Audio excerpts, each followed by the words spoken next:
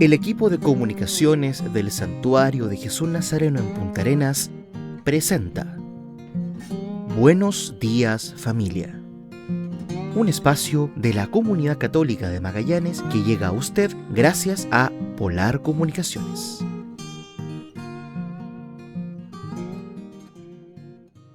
Hermanos y hermanas, muy buenos días. Somos el equipo de comunicaciones del Santuario de Jesús Nazareno que hoy, 8 de agosto, les saluda a través de la señal de Polar Comunicaciones. Hermanos y hermanas, ayer, sábado 7, fue el día de San Cayetano, que, como bien sabemos, aunque es el séptimo día del mes de agosto, es el inicio oficial de las actividades del mes de Jesús Nazareno en su santuario aquí en Magallanes. Hermanos y hermanas, les invitamos a que compartamos el Evangelio, música, reflexiones y noticias a través de este espacio que preparamos con mucho cariño para usted.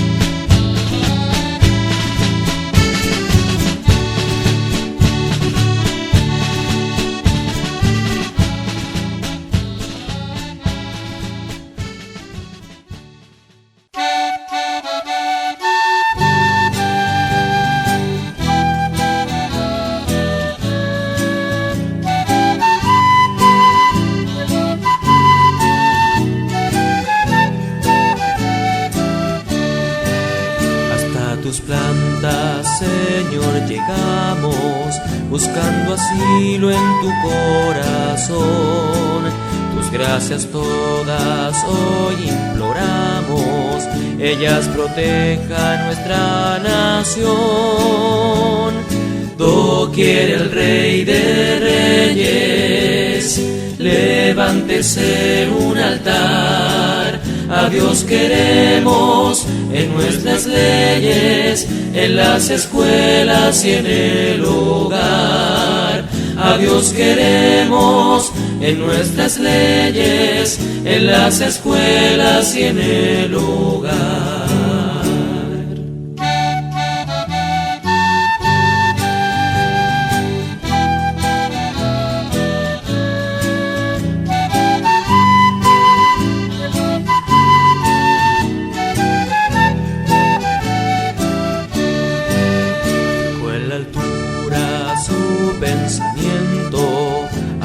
Alzando su corazón con los colores del firmamento, formó la patria su pabellón.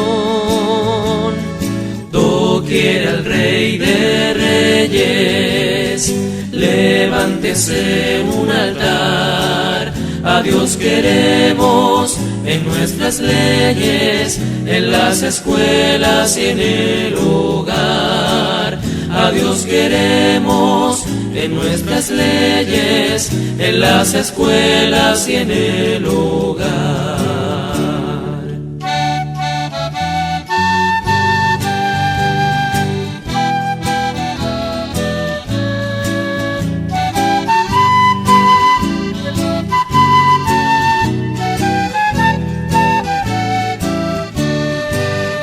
Tras el culto de nuestra historia, a los patriotas alientos de nuestros mejores himnos de gloria, serán los cantos de nuestra fe.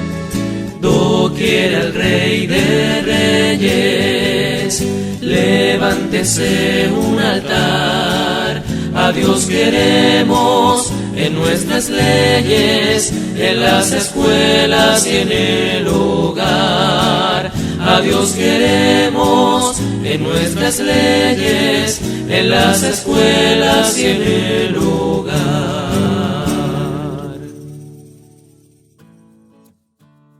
El Papa en la catequesis. Con la verdad del Evangelio no se negocia. El Evangelio es uno solo, y es el que Pablo ha anunciado. No puede existir otro. Lo ha afirmado hoy el Papa Francisco en su primera catequesis tras la pausa estival.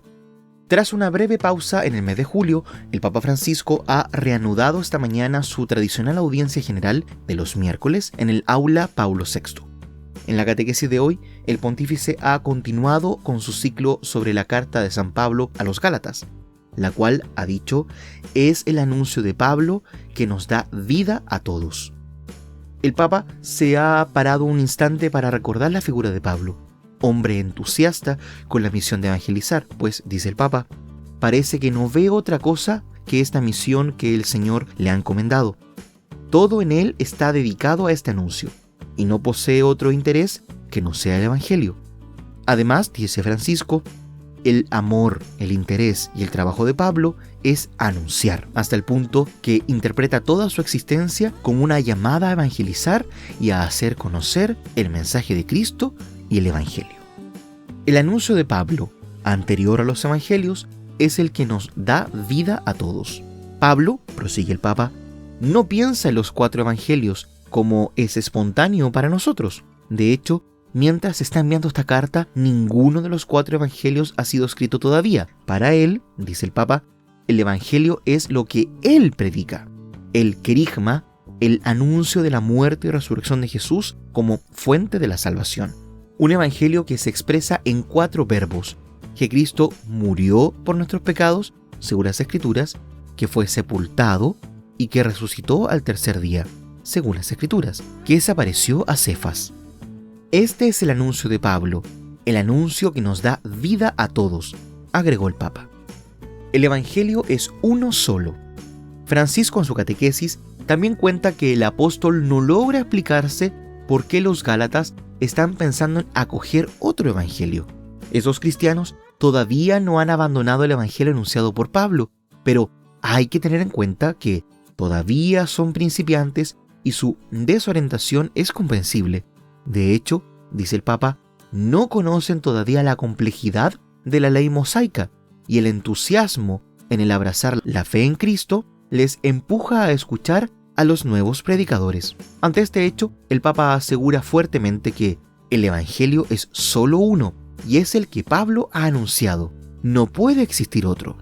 Sobre la verdad del Evangelio no hay nada que negociar. El pontífice hoy ha querido dejar claro que, al igual que Pablo en su tiempo, que no se puede negociar con la verdad del Evangelio. Os recibes el Evangelio tal como es, tal como ha sido proclamado, o recibes cualquier otra cosa, dice el Papa, pero no se puede negociar con el Evangelio, no se puede transigir. La fe en Jesús no es moneda de cambio, es salvación, es encuentro, es redención, no se vende barato. No hay evangelios de moda, el Evangelio es siempre una novedad. Por último, el Papa Francisco señala que la comunidad de los Gálatas está animada por los buenos sentimientos, está convencida de que escuchando a los nuevos misioneros podrá servir aún mejor a Jesucristo. Incluso empezaron a sospechar del propio Pablo, creyendo que era poco ortodoxo con respecto a la tradición. Pero la novedad del Evangelio, dice el Papa Francisco, es una novedad radical, no es una novedad pasajera. No hay evangelios de moda. La situación vivida por los Gálatas es una situación que se repite en todos los tiempos, y por eso, observa Francisco, las palabras del apóstol son útiles también para nosotros hoy, que debemos saber desenredarnos en el laberinto de las buenas intenciones. Vemos hoy algunos movimientos que predican el evangelio a su manera, a veces con sus verdaderos carismas, pero luego exageran y reducen todo el evangelio al movimiento. Y esto no es el evangelio de Cristo, es el evangelio del fundador, de la fundadora. El video del Papa, la Iglesia en camino. El video del Papa de agosto habla sobre la propuesta que propone a cada uno de nosotros: oración, caridad y servicio. La vocación propia de la Iglesia es evangelizar. El Santo Padre sueña con una opción más misionera, que salga al encuentro del otro sin proselitismo, y que transforme todas sus estructuras para la evangelización del mundo actual. El video del Papa habla sobre la vocación propia de la Iglesia, evangelizar, y sobre la necesidad de una reforma que, según Francisco, ha de comenzar en nosotros mismos, avanzando en una experiencia de oración, caridad y servicio, inspirados por el Espíritu Santo. El video, con la intención de oración que Francisco confía a toda la Iglesia Católica a través de la Red Mundial de Oración del Papa, en este mes de agosto, el Santo Padre hace una reflexión profunda sobre la situación de la Iglesia, su vocación, su identidad, y llama a renovarla desde el discernimiento de la voluntad de Dios en nuestra vida diaria. Para Francisco, en tiempos de crisis y dificultades, la Iglesia necesita una reforma que tiene que comenzar con la reforma de nosotros mismos y a la luz del Evangelio. La intención del Papa abre con la vocación propia de la Iglesia, que es evangelizar. El Santo Padre sueña con una opción más misionera, que salga al encuentro del otro sin proselitismo y que transforme todas sus estructuras para la evangelización del mundo actual. Francisco subraya que no se trata de proselitismo, pues este estilo misionero pasa antes de todo por la reforma de nosotros mismos. Es el testimonio de una vida con sabor a evangelio, que atrae. Se recuerda la exhortación apostólica, Evangelii Gaudium. Cada cristiano y cada comunidad discernirá cuál es el camino que el Señor le pide, pero todos somos invitados a aceptar este llamado, salir de la propia comodidad y atreverse a llegar a todas las periferias que necesitan la luz del Evangelio. El primer paso es avanzar en ese sentido, como nos pide el Santo Padre, y para eso necesitamos dejarnos guiar por el Espíritu Santo para que nos recuerde lo que Jesús enseñó y nos ayude a ponerlo en práctica. La Iglesia tiene siempre dificultades, siempre tiene crisis. Argumenta también el video del Papa en este mes. Tan solo hace unos meses se hizo pública la carta con la que Francisco rechazó la renuncia ofrecida por el cardenal Marx. En ella no solo se mostró de acuerdo con toda la Iglesia, que toda la Iglesia está en crisis a causa de los asuntos de los abusos, sino que lo animó a continuar su labor de pastor y enfatizó que la reforma no consiste en palabras sino en actitudes que tengan el coraje de ponerse en crisis, de asumir la realidad, sea cual sea la consecuencia, y toda reforma comienza por sí misma. La reforma en la Iglesia la han hecho hombres y mujeres que no tuvieron miedo de entrar en crisis y dejarse reformar a sí mismos por el Señor. El remedio para afrontar y emprender esta reforma nunca puede estar en las propias ideas, ideologías o prejuicios. Siguiendo el ejemplo de Jesús, del corazón del Evangelio, el camino es aquel que avanza a partir de una experiencia espiritual, una experiencia de oración, una experiencia de caridad, una experiencia de servicio. Como también dijo en la carta al cardenal Marx, este es el único camino, de lo contrario, no seremos más que ideólogos de reformas, que no ponen en juego la propia carne. El padre Frédéric Fornos, director internacional de la Red Mundial de Oración del Papa, comentó ya al final del año pasado, unos días antes de Navidad, Francisco había querido desarrollar la diferencia entre conflicto y crisis, para dejar en claro que estas últimas palabras siempre nos pueden dejar algo positivo. Es un tiempo propicio para el Evangelio y la reforma de la Iglesia. Como dice el Santo Padre, debemos tener la valentía de estar dispuestos a todo. Debemos dejar de pensar en la reforma de la Iglesia como un remiendo en un vestido viejo. Ante la crisis, lo primero que podemos hacer es aceptarla como un tiempo propicio para buscar y reconocer la voluntad de Dios. Esto significa no cansarnos de rezar, como tanto insiste el Papa.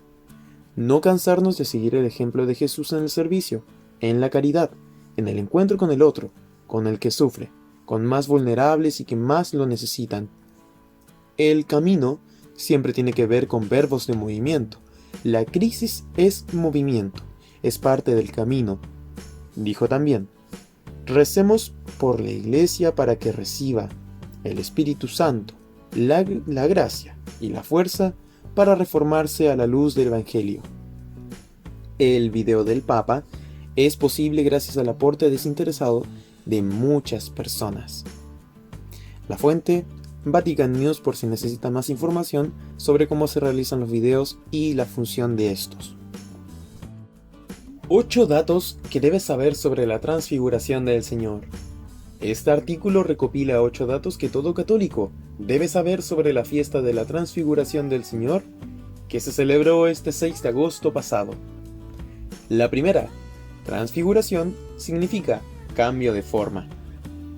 La palabra transfiguración proviene de las raíces latinas trans, a través, y figura, forma o aspecto. Por lo tanto, significa un cambio de forma o apariencia. Esto es lo que le sucedió a Jesús en el evento conocido como la transfiguración. Su apariencia cambió y se volvió gloriosa. Segundo, el Evangelio de Lucas pronostica la transfiguración. Al final de un discurso a los 2 apóstoles, Jesús agrega misteriosamente: pues de verdad os digo que hay algunos entre los que aquí presentes que no gustarán la muerte hasta que vean el reino de Dios. Esto a menudo se ha tomado como una profecía de que el fin del mundo ocurriría antes de que la primera generación de cristianos muriera. Sin embargo, la frase reino de Dios también puede referirse a la expresión externa del reino invisible de Dios. El reino está encarnado en Cristo mismo, y por lo tanto podría verse si Cristo lo manifestara de una manera inusual. Incluso si en su propia vida terrenal, así como lo fue en el evento de la transfiguración. El Papa Emérito Benedicto XVI afirmó que Jesús argumentó convincentemente que la colocación de este dicho inmediatamente antes de la transfiguración lo relaciona claramente con este evento. A algunos, es decir, a los 3 discípulos que acompañan a Jesús a la montaña, se les promete que presenciarán personalmente la venida del reino de Dios, en el poder, agregó. Tercero, la transfiguración fue presenciada por los 3 discípulos principales. La transfiguración ocurrió en presencia de los apóstoles Juan, Pedro y Santiago, los 3 discípulos principales. El hecho de que Jesús solo permitió que 3 de sus discípulos presenciaran el evento pudo haber provocado la discusión que rápidamente se produjo sobre cuál de los discípulos fue el más grande. Lucas capítulo 9, versículos 46. Cuarto, el lugar donde ocurrió la transfiguración no se conoce con exactitud. San Lucas declara que Jesús llevó a los 3 discípulos a la montaña para orar. A menudo se piensa que esta montaña es el Monte Tabor, en Israel, pero ninguno de los evangelios lo identifica con exactitud. La transfiguración sirvió para fortalecer la fe de los apóstoles como quinto dato. Según el Catecismo de la Iglesia Católica, la transfiguración de Cristo tiene por finalidad fortalecer la fe de los apóstoles ante la proximidad de la pasión. La subida a un monte alto prepara la subida al Calvario. Cristo, cabeza de la Iglesia, manifiesta lo que su cuerpo contiene e irradia en los sacramentos, la esperanza en la gloria. El Evangelio de Lucas es el que más da detalles de este evento. Sexto, San Lucas menciona varios detalles sobre la transfiguración que otros evangelistas no hacen. Por ejemplo, anota que esto sucedió mientras Jesús estaba orando. Menciona que Pedro y sus compañeros estaban dormidos, y cuando despertaron, vieron su gloria, y los 2 hombres que estaban con él. También menciona que Pedro sugirió poner tiendas mientras Moisés y Elías se iban. Séptimo, la aparición de Moisés y Elías representaban la ley y los profetas. Moisés y Elías representan los 2 componentes principales del Antiguo Testamento, la ley y los profetas. Moisés fue el dador de la ley, y Elías fue considerado el mayor de los profetas. Y por último, octavo, la sugerencia de San Pedro fue errónea. El hecho de que la sugerencia de San Pedro ocurra cuando Moisés y Elías se están preparando para partir, revela un deseo de prolongar la experiencia de la gloria. Esto significa que Pedro se está centrando en lo incorrecto. La experiencia de la transfiguración está destinada a señalar los sufrimientos que Jesús está a punto de experimentar. Está destinado a fortalecer la fe de los discípulos, revelándoles la mano divina que está trabajando en los eventos que Jesús sufrirá. Pedro pierde el punto y quiere quedarse en la montaña, al contrario del mensaje que Moisés y Elías han estado exponiendo. Como una reprensión aparente de esto, ocurre una teofanía. Una nube vino y los cubrió con su sombra, y tuvieron miedo cuando entraron en la nube. Y una voz salió de la nube, diciendo: «Este es mi Hijo, mi elegido, escúchenlo». ¿Qué es una basílica y por qué es importante? Muchos católicos se han preguntado por qué en la Iglesia hay algunos templos con el título de basílicas y por qué son tan importantes para la vida de la fe. Este artículo fue creado especialmente para responder esas dudas. La palabra basílica proviene del latín basílica, que deriva del griego basilike, que significa casa real. En los tiempos del Imperio Romano, una basílica era el lugar donde se ubicaba el Tribunal de Justicia. A lo largo de la historia, los papas han otorgado el título de basílica a un templo por su importancia espiritual e histórica. Una basílica es el centro espiritual y de evangelización de una comunidad y sirve también para difundir una devoción especial a la Virgen María, a Jesús o a algún santo. Las celebraciones litúrgicas que se realizan en ellas deben también oficiarse en las demás iglesias de la diócesis. Las basílicas también acogen tesoros sagrados de la Iglesia Católica, como las tumbas y reliquias de los santos, y promueve la difusión de los documentos de la Santa Sede. Tipos de basílica. Existen 4 templos que llevan el título de Basílica Mayor. Se encuentran en Roma y son la Basílica de San Pedro, la Basílica de Santa María la Mayor, la Basílica de San Pablo Extramuros y la Basílica de San Juan de Letrán.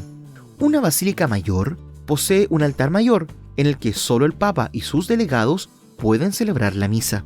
Además, se distingue porque tiene una puerta santa que los fieles pueden cruzar durante un año santo para ganar la indulgencia plenaria. Las basílicas menores son los templos que obtuvieron ese título por una concesión del Papa o de la Congregación para el Culto Divino y Disciplina de los Sacramentos.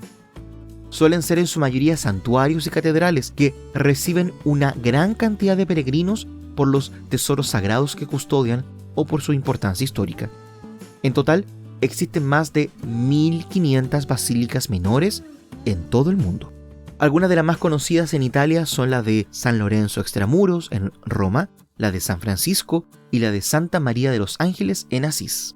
En otros países son conocidas la Basílica de Nuestra Señora de Guadalupe en México, la Basílica de Sagrado Corazón, el Sacré-Cœur, en Francia, la Iglesia de la Sagrada Familia en Barcelona, la Basílica de Nuestra Señora de Luján en Argentina y la Basílica de Nuestra Señora del Rosario en Chiquinquirá, Colombia.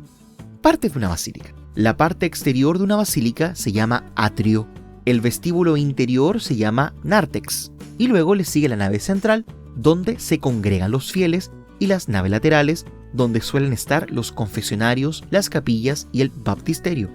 En el ábside, la cabecera del templo, se encuentra el altar mayor, que suele estar cubierto por un baldaquino, una suerte de cúpula sostenida por 4 columnas. El baldaquino más famoso es el de Bernini, que está sobre el altar mayor en la Basílica de San Pedro. En algunas basílicas, como San Pedro y San Pablo Extramuros, debajo del altar mayor está la tumba de un santo o mártir. En la parte trasera del ábside está el trono, donde se sienta el obispo o el papa, en caso de que éste visite el templo. En la parte lateral del ábside están las sacristías. La basílica más antigua del mundo es la de San Juan de Letrán. Fue edificada sobre el palacio de la familia noble de los Lateranos, que le obsequió el emperador Constantino a la Iglesia Católica.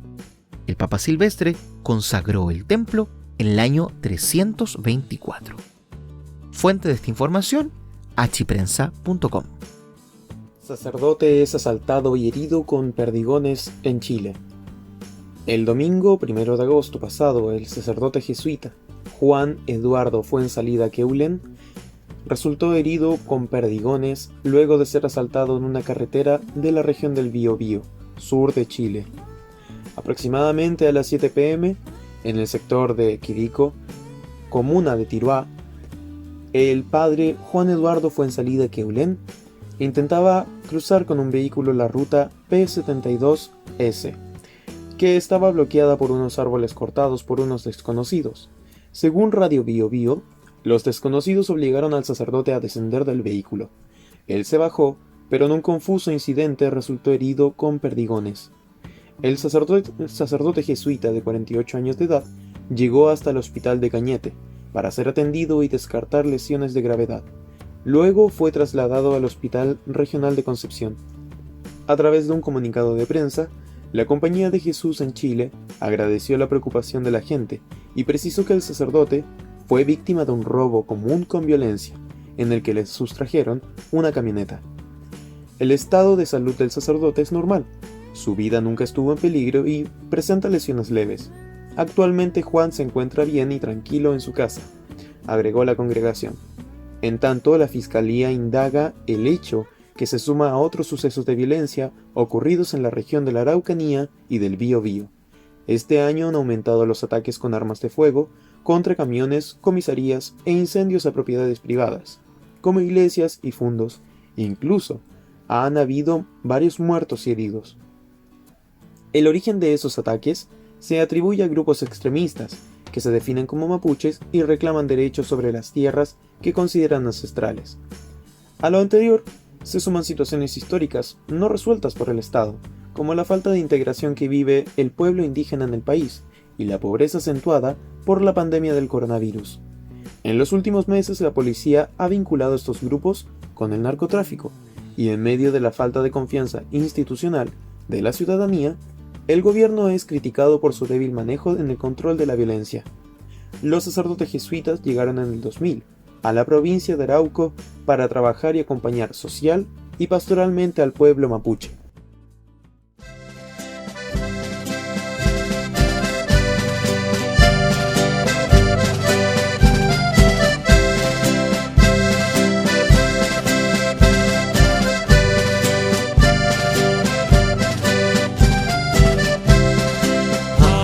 Aleluya, aleluya, aleluya, aleluya, aleluya, aleluya, aleluya, aleluya, aleluya, aleluya, aleluya, aleluya, aleluya, aleluya. La palabra de Jesús será tu bendición. Si ahora te dispones y prestas atención. Aleluya, aleluya, aleluya, aleluya, aleluya, aleluya, aleluya, aleluya, aleluya, aleluya, aleluya, aleluya, aleluya. Envíanos, Señor, el Espíritu Santo, que grabe tus palabras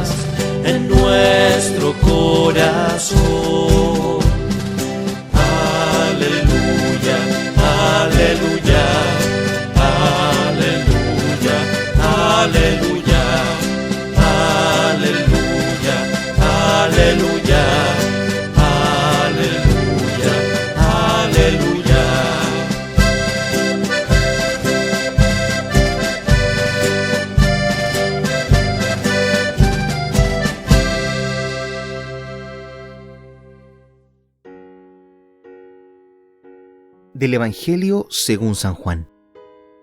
En aquel tiempo, los judíos criticaban a Jesús porque había dicho: «Yo soy el pan bajado del cielo». Y decían: ¿no es este Jesús el hijo de José? ¿No conocemos a su padre y a su madre? ¿Cómo dice ahora que ha bajado del cielo? Jesús tomó la palabra y les dijo: «No critiquéis. Nadie puede venir a mí si no lo atrae el Padre que me ha enviado. Y yo lo resucitaré el último día. Está escrito en los profetas: serán todos discípulos de Dios». Todo el que escucha lo que dice el Padre y aprende, viene a mí. No es que nadie haya visto al Padre, a no ser el que procede de Dios. Ese ha visto al Padre. Os lo aseguro, el que cree tiene vida eterna. Yo soy el pan de la vida.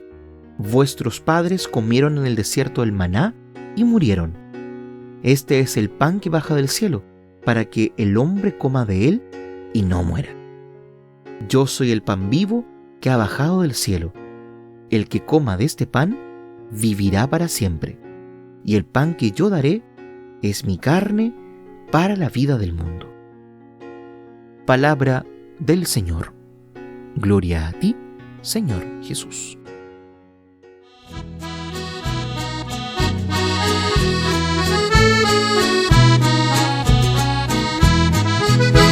Los cielos, la tierra cantan a una voz: bendito por siempre, bendito sea Dios. Bendita palabra, mensaje de vida, el santo evangelio de mi Salvador. Los cielos, la tierra cantan a una voz: bendito por siempre, bendito sea Dios. Bendita palabra, mensaje de vida, el santo evangelio de mi Salvador.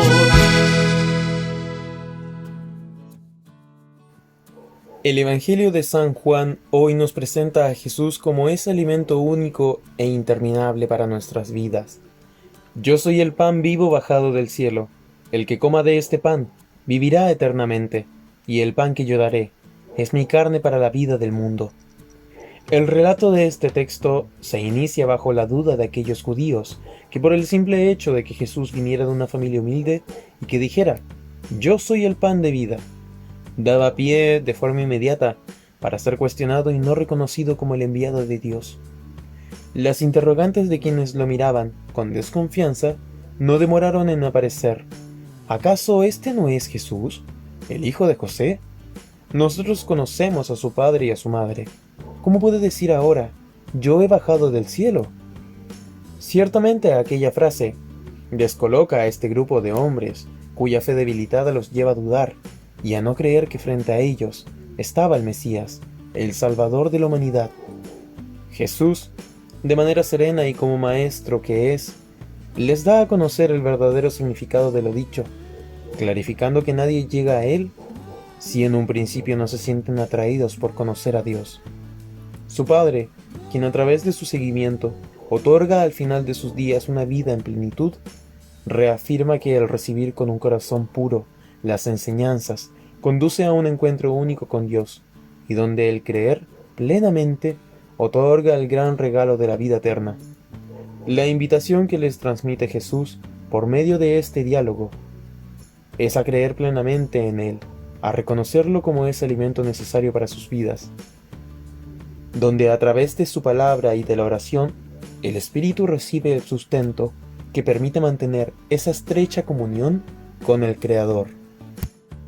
Acojamos nosotros también su llamado y ofrecimiento que hoy nos hace como pan de vida, reconociendo que a través de su cercanía sacia todas nuestras necesidades, permitiéndonos vivir así por medio de nuestra fe y confianza en Él, como los hijos e hijas que espera que seamos.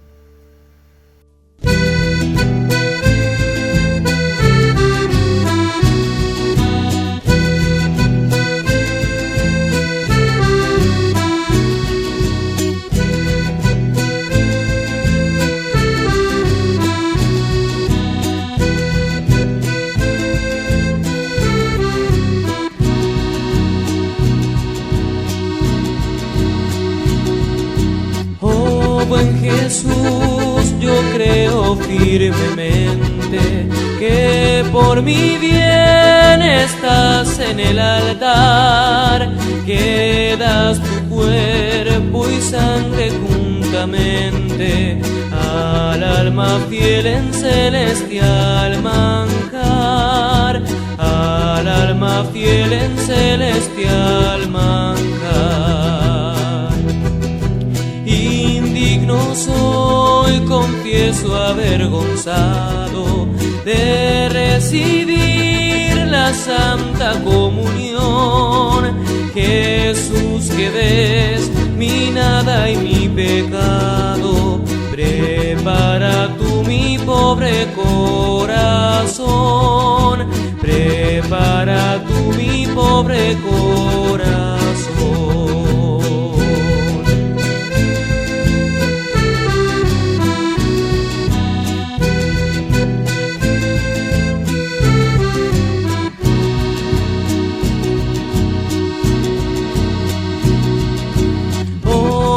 Pastor amable y fino amante, mi corazón se abraza en santo ardor.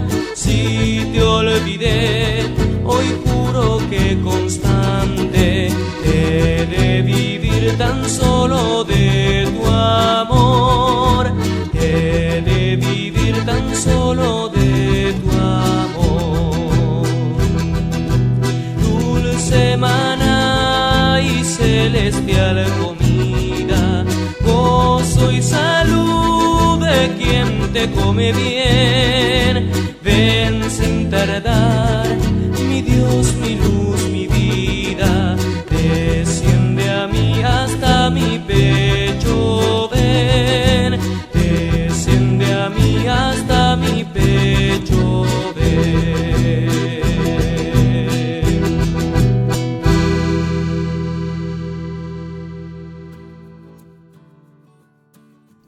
Mensaje de Monseñor Óscar Ojea en el día de San Cayetano. El presidente de la Conferencia Episcopal Argentina, Monseñor Óscar Ojea, publicó un mensaje en el día en que la Iglesia celebra la fiesta de San Cayetano, el pasado 7, el santo del pan y del trabajo, y le pidió que mire una vez más a nuestra Argentina. Pobres incurables, quien tuviera una mano extendida era su amigo. Cayetano de Thiene es un noble bizantino que vivió entre los siglos XV y XVI, quien tras convertirse en sacerdote en 1523 funda con 3 compañeros, uno de los cuales sería el Papa Pablo IV, la Congregación de los Teatinos. El obispo de San Isidro, Monseñor Óscar Ojea, recordó en su mensaje a San Cayetano que el trabajo es sagrado, hace a la dignidad humana y a la pertenencia a una comunidad. Asimismo, dijo que el trabajo es una realidad que hace a la dignidad más profunda del ser humano. Es imitar a Dios que crea.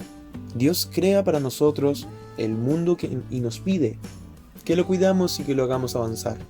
Por eso en el trabajo está la vocación más noble del hombre y su suprema dignidad. Pero hoy esta dignidad está herida. El prelado argentino afirmó que esta dignidad está herida porque los enormes problemas de desocupación, de pérdidas de trabajo, de angustias, y como sacerdotes, han podido verificar por medio de incluso de Cáritas cuántos fieles han llegado a buscar trabajo. El obispo de San Isidro expresó que los argentinos están experimentando la sensación de estar desamparados, fuera de todo, en el mundo del afuera, en el mundo de la exclusión, sin pertenencia, sintiéndose poco dignos con respecto a la propia familia. Y también habló del trabajo mal remunerado, o del trabajo esclavo, que denigra a la persona humana. Además dijo que la angustia que ha creado la pandemia de poder perder trabajos ha hecho que este año, más que nunca, pongamos delante a este intercesor San Cayetano para que cuide de nosotros en el trabajo. Tras citar el 5º capítulo de Fratelli Tutti sobre la buena política, ayudar a los pobres con dinero tiene que ser siempre una situación provisoria. Por supuesto, ¿qué puede ser urgente? Tenemos que acompañarlos ayudándoles a crear esa dignidad que da el trabajo. El presidente de la Conferencia Episcopal Argentina afirmó que hay que pedirle a San Cayetano por las fuentes de trabajo y por la capacidad de que el país pueda unirse en torno a esta realidad donde cada uno pueda aportar lo mejor de sí. Monseñor Ojea se refirió a que hay trabajos informales, trabajos que los realizan la inmensa cantidad de hermanos y hermanas de la economía popular, el reciclado, el cartoneo, los vendedores ambulantes, las pequeñas manufacturas, ciertas obras de artesanía y tantas cosas, tantas búsquedas de trabajo para poder ganarse la vida, de cualquier manera, porque estamos en una situación casi desesperante en algunos puntos. Allí, el Papa Francisco en su carta a los movimientos sociales sugiere pensar en el salario universal para que sea reconocida la dignidad de estos trabajos, que muchas veces no lo es. Monseñor Ojea finalizó su mensaje con esta intención: pidámosle a San Cayetano, el santo del pan y del trabajo, que mire una vez más nuestra Argentina, que considere la enorme necesidad que tenemos de salir a flote a través del trabajo para todos, que podamos entendernos en este punto, empresarios, trabajadores, todo tipo de trabajadores, de la economía popular y tantos hermanos y hermanas nuestras que están desocupados. Que Dios los bendiga y que San Cayetano les dé fortaleza y esperanza para que el Señor nos regale trabajo. Aprovechando la oportunidad además, mandamos un cariñoso saludo a la comunidad argentina y a la comunidad de San Cayetano de nuestra iglesia en el Santuario de Jesús Nazareno. Estos santos del mes de agosto tienen muchas cosas en común. El mes de agosto de 2021 cuenta con varios días importantes en el calendario de la iglesia, incluida las festividades de santos que tienen muchas cosas en común. Algunos pares de santos tienen vidas e incluso características muy similares, como veremos a continuación. Los santos de la penitencia: Alfonso María de Ligorio y Juan María Vianney. En los primeros días de agosto se celebran las fiestas de San Alfonso María de Ligorio, el 1 de agosto, y de San Juan María Vianney, del 4 de agosto, conocido como Santo Cura de Ars. Ambos son reconocidos por ser modelos de celo y llevar a los católicos al sacramento de la confesión. Doctor de la Iglesia y fundador de los Redentoristas, Alfonso obtuvo un doctorado de Derecho a los 16 años, en 1723. Sin embargo, perdió un caso muy importante y abandonó esta carrera para volverse sacerdote. En 1745 escribió sus primeras obras devocionales y en 1748 publicó la primera edición de su Guía de Teología Moral. Alfonso está clasificado como uno de los más grandes teólogos morales de la historia de la Iglesia. En 1950, el Papa Pío XII lo declaró patrono de los confesores y teólogos morales. Por su parte, el cura de Ars también es honrado como uno de los más importantes confesores y santo patrono de los párrocos, hijo de granjeros cerca de Lyon, Francia. Las terribles guerras de Napoleón Bonaparte le impidieron ingresar al seminario. Cuando finalmente pudo estudiar para el sacerdocio, su progreso se vio obstaculizado por su total incapacidad para aprender latín. Finalmente, ordenado por su bondad, fue enviado a la aldea de Ars, en Villars-les-Dombes, donde sus superiores asumieron que no haría daño. La gente empezó a acudir a la aldea para confesarse, por su consejo y su predicación. Con el tiempo pasó hasta 18 horas al día en el confesionario, al igual que Alfonso, que finalmente fue expulsado de la misma congregación que fundó. Vianney se ganó los celos de algunos sacerdotes que se quejaban ante el obispo, aludiendo que estaba loco o mentalmente inestable. El famoso obispo respondió que deseaba que todos sus sacerdotes sufrieran la misma locura. El cura de Ars murió mientras escuchaba a un pecador arrepentido. Los siguientes son los santos del campo de concentración: Edith Stein y Maximiliano Kolb. El 9 y 14 de agosto, respectivamente, honramos a los dos santos que fueron víctimas del horror nazi y que son a la vez santos de la era moderna: Santa Edith Stein y San Maximiliano Kolbe. Santa Edith, conocida también como la hermana Teresa Benedicta de la Cruz, fue una conversa del judaísmo, monja carmelita, filósofa y escritora espiritual, nacida en una familia judía. Hizo el largo y oscuro viaje de abandonar el judaísmo por el ateísmo y luego encontrar su camino al catolicismo a través de la filosofía. Abrazó el catolicismo luego de estudiar filosofía de la fenomenología, el tomismo y la lectura de la autobiografía de Santa Teresa de Ávila. Entró a las Carmelitas en 1934 y fue sacada de contrabando de Alemania hacia los Países Bajos en 1938 para escapar de los nazis. En 1942, sin embargo, con Alemania ocupando Europa Occidental, fue arrestada con su hermana Rosa, también convertida, como parte del decreto nazi en contra de todos los católicos no arios. Murió en una cámara de gas ese mismo agosto. El Papa San Juan Pablo II la canonizó en 1998 y al año siguiente la nombró copatrona de Europa, con Santa Brígida de Suecia y Santa Catalina de Siena. San Maximiliano fue un sacerdote franciscano, teólogo y mártir, nacido en Polonia.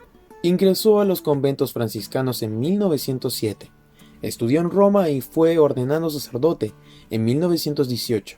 Al igual que Santa Edith, poseía un intelecto notable y era un matemático y científico talentoso, además de periodista. Se ganó el odio de los nazis por sus escritos, y cuando cayó Polonia, en septiembre de 1939, Kolbe fue arrestado varias veces y finalmente enviado a Auschwitz. Como prisionero, fue torturado por los guardias de las SS por ser un sacerdote católico, pero nunca dejó de ayudar a sus compañeros en prisión. Murió el 14 de agosto de 1941 tras tomar el lugar de Franciszek Gajowniczek, un sargento del ejército polaco que estaba casado y condenado a muerte.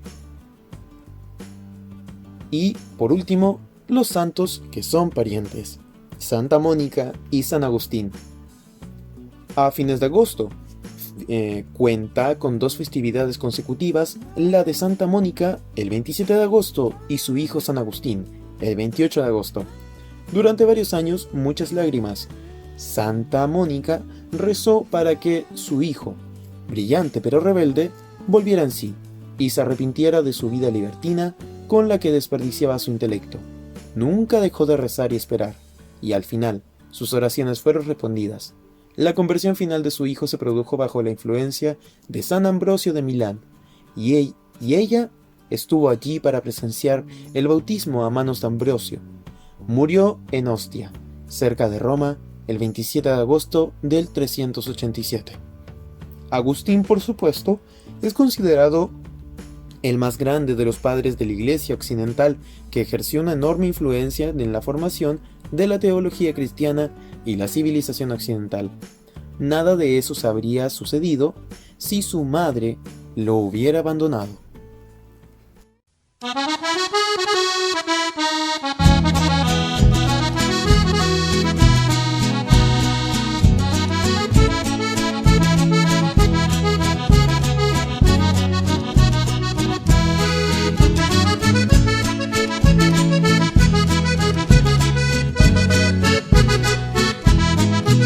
Aquí estamos, Jesús Nazareno, con las almas henchidas de amor. Te cantamos y te prometemos trabajar por el reino de Dios. Te cantamos y te prometemos trabajar por el reino de Dios. Oh glorioso Nazareno, tu bandera radiante de sol, victoriosa llevaremos como emblema de nuestra visión. Victoriosa llevaremos como emblema de nuestra visión.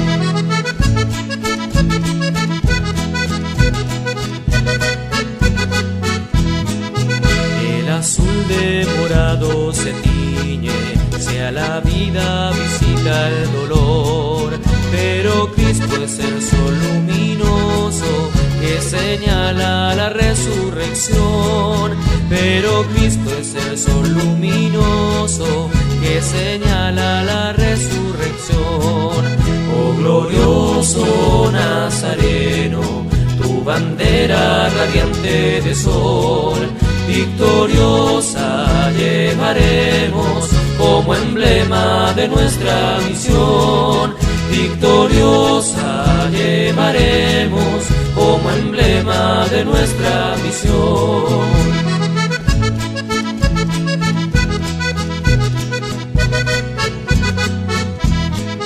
Cuando el pueblo vagaba sin rumbo, predicaste desde Nazaret. Ha llegado la luz de este mundo, Dios es Padre, caminen con fe. Ha llegado la luz de este mundo, Dios es Padre, caminen con fe. Oh glorioso Nazareno, tu bandera radiante de sol, victoriosa llevaremos como emblema de nuestra misión, victoriosa llevaremos como emblema de nuestra misión.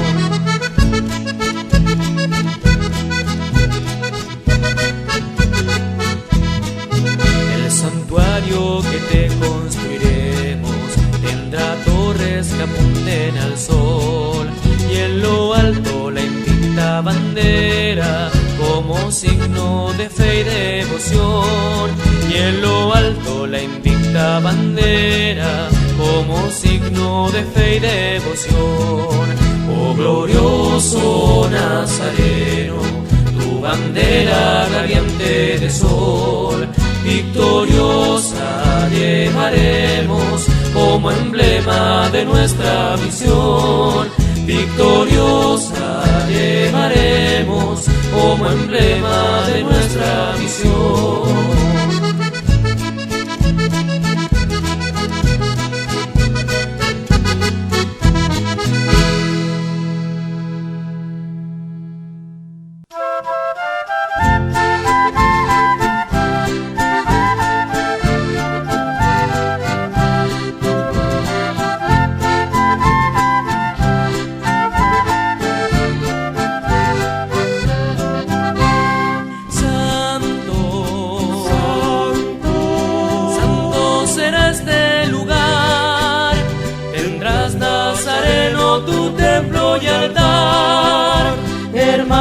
Unidos para trabajar y así tu santuario con fe levantar. Hermanos unidos para trabajar y así tu santuario con fe levantar.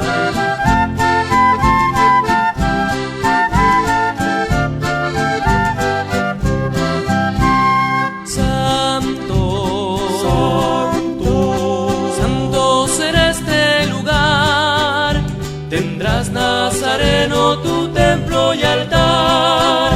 Aquí subiremos para celebrar, de aquí bajaremos tu reino a forjar. Aquí subiremos para celebrar, de aquí bajaremos tu reino a forjar.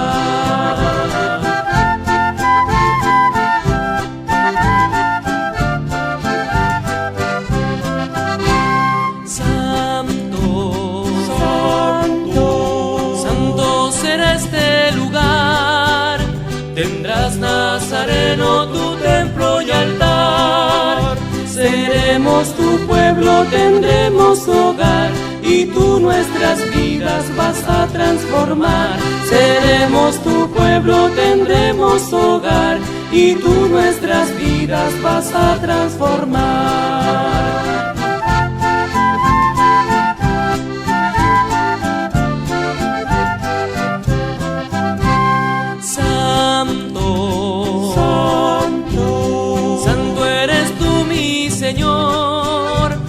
Quieres un templo si no hay conversión. Te ofrezco un santuario en mi corazón, pues quiero que reines en mi población. Te ofrezco un santuario en mi corazón, pues quiero que reines en mi población.